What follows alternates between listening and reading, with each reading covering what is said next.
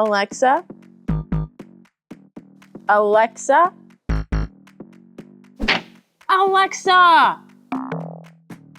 Ugh! Is your Alexa not responding to you?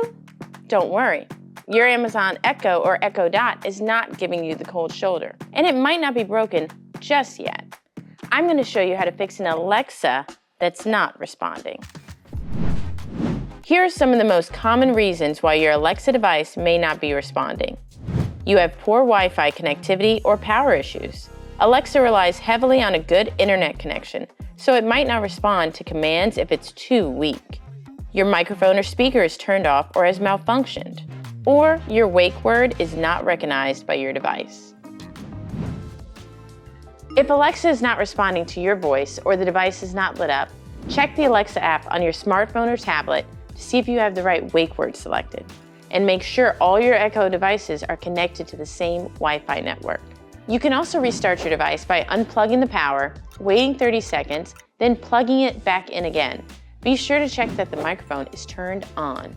Does your device light up but Alexa doesn't respond? You might be too far away from it, or Alexa has a problem understanding your command. Try repeating or changing your commands. Is your Echo device working but not playing music? Update to the latest version of the Alexa app and make sure your music services are set up correctly. In the Alexa app, go to Settings, Music and Podcasts, then Family Services. Select the music player you want to use. Disable it and enable it again so Alexa can start playing your music.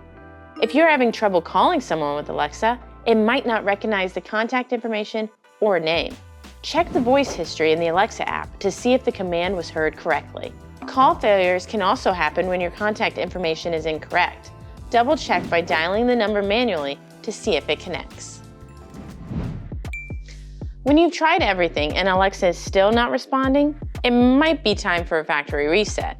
To keep your Amazon Echo devices running smoothly, keep a strong Wi-Fi connection around your home, and remember to update the software regularly. This will usually resolve any bugs or issues that may pop up. For a small household with about 3 devices, a good rule of thumb would be at least 25 megabits per second in Wi-Fi speed, and higher if you're running multiple connected home devices at once. For more information about protecting and caring for your devices, visit Asurion.com. And don't forget to like and subscribe to our channel for more tech tips.